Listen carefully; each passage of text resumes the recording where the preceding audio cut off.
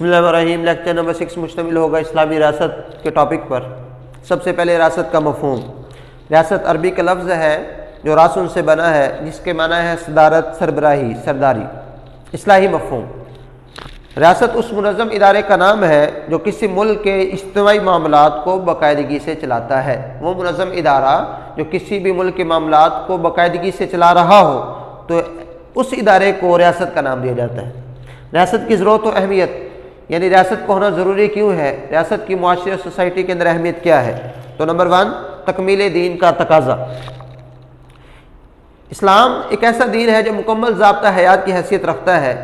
ریاست و حکومت کے بغیر اسلام کے ضابطوں کو نافذ نہیں کیا جا سکتا، اس لیے ریاست کی ضرورت ہمیں پڑتی ہے۔ نمبر 2، تاکید اسلام، اسلام کی تاکید۔ اسلام ایسا دین ہے جس میں اقتدار حاصل کرنے پر زور دیا گیا، کیونکہ اس کے بغیر اسلام کے مقاصد حقیقی طور پر حاصل نہیں ہو سکتے۔ اس لیے آپ صلی اللہ علیہ وسلم کو ان الفاظ میں دعا سکھلائی گئی، وَاجْعَلْ لِي مِن لَّدُنْكَ سُلْطَانًا نَصِيرًا، اور اپنی طرف سے اقتدار کو میرا مددگار بنائیے۔ تو ان 2 پوائنٹ سے ہمیں واضح ہو جاتی ہے ریاست کی ضرورت و اہمیت۔ اسلامی ریاست کی خصوصیات بڑا اہم سوال ہے، اچھے طریقے سے آپ نے اس کو یاد کرنا ہے۔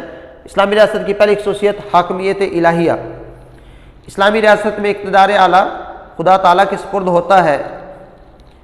اسلامی ریاست میں قانون دینے والی ہستی اللہ تعالیٰ کی ذات ہوتی ہے، اور حکمران صرف اس کے بنائے ہوئے قوانین کو دنیا پر، زمین پر نافذ کرتے ہیں۔ اس لیے اللہ نے ارشاد فرمایا، ان الحکم الا للہ، حکم صرف اللہ کا ہے۔ نمبر 2، خلافت۔ اسلامی نظام کو خلافتی نظام کہتے ہیں۔ اس میں خلیفہ اللہ کا زمین پر نمائندہ ہوتا ہے، وہ امانت دار ہوتا ہے کہ خدائی قوانین کو زمین پر نافذ کرے، قرآن و حدیث کی روشنی میں قانون سازی کرتا ہے۔ اس کے علاوہ جہاں شریعت خاموش ہوتی ہے وہاں اجتہاد کے ذریعے مسائل حل کیے جاتے ہیں۔ نمبر 3، بااختیار شورا۔ اسلام میں نظام حکومت شرعیت کی بنیاد پر قائم کیا جاتا ہے۔ خلیفہ کی معاونت کے لیے ایک بااختیار شورا موجود ہوتی ہے جس میں اکثریت کا فیصلہ ماننا پڑتا ہے۔ اس لیے حضور علیہ السلام کو اللہ تعالیٰ نے حکم فرمایا، وَشَاوِرْهُمْ فِي الْأَمْرِ، اے نبی معاملات میں ان سے مشورہ لیا کرو۔ اور جب انسان کسی سے مشورہ لے لیتا ہے تو اس کام کے اندر غلطی کے امکانات بہت کم رہ جاتے ہیں۔ نمبر 4، عدل و انصاف۔ اسلامی ریاست کی بنیادی خوبی یہ ہے کہ وہ عدل و انصاف کو ہر حال میں مد نظر رکھتی ہے، حتیٰ کہ غیر مسلم کے معاملے کے اندر بھی ناانصافی کا تصور نہیں کیا جا سکتا، کیونکہ اللہ تعالیٰ ہمیں حکم فرماتے ہیں، ان اللہ یأمر بالعدل والاحسان، بے شک اللہ تعالیٰ حکم دیتا ہے عدل اور احسان کا۔ اسی وجہ سے حضرت علی نے فرمایا تھا کہ معاشرہ کفر سے تو قائم رہ سکتا ہے لیکن ناانصافی سے قائم نہیں رہ سکتا۔ نمبر 5، محاسبہ۔ اسلامی حکومت کی خصوصیت ہے کہ اس میں ہر فرد کو حکومت کو محاسبہ کرنے کا حق حاصل ہوتا ہے۔ حضرت عمر رضی اللہ عنہ کو 2 چادروں کے استعمال پر خطبہ جمعہ میں برسر عام جواب دینا پڑا۔ حضور علیہ السلام نے خود اپنی ذات کو محاسبہ کے لیے پیش فرمایا۔ نمبر 6، عدلیہ کی آزادی۔ اسلامی ریاست کی خصوصیات میں سے ایک اہم خصوصیت عدلیہ کی آزادی ہے، حتیٰ کہ وہ خلیفہ وقت کے خلاف بھی فیصلہ کرنے کا اختیار رکھتی ہے۔ حضرت عمر رضی اللہ عنہ جیسے دبدبے والے حکمران کو عدالت میں طلب کیا جاتا ہے، اور حضرت علی کو خلیفہ ہونے کے باوجود قاضی جو ہے عدالت میں بلا کر ان کے خلاف فیصلہ کر دیتا ہے۔ نمبر 7، امر بالمعروف ونہی عن المنکر۔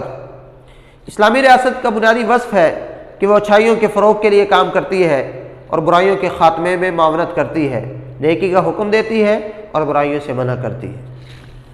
اسلامی ریاست کے فرائض و مقاصد، یعنی اسلامی ریاست کی ذمہ داریاں کون کون سی ہیں، ان کن مقاصد کے لیے اسلامی ریاست کو قائم کیا جاتا ہے۔ یہ شارٹ کوسچن کے حوالے سے بڑا اہم سوال ہے، اس کو آپ اچھے طریقے سے سمجھیں۔ نمبر 1، نظام صلاۃ و زکوٰۃ کا قیام۔ اسلامی حکومت کی اولین ذمہ داری ہے کہ وہ نماز کا نظام قائم کرے، لوگوں کو صلاۃ کی ترغیب دے۔ نماز کے وقت تمام کاروبار کے اوپر پابندی ہونی چاہیے۔ دوسرا فرض زکوٰۃ کی وصولی ہے، اس لیے اللہ تعالیٰ نے قرآن پاک میں مختلف مقامات کے اوپر ارشاد فرمایا، اقیموا الصلاۃ وآتوا الزکوٰۃ، نماز قائم کرو اور زکوٰۃ ادا کرو۔ نمبر 2، نیکی کا حکم۔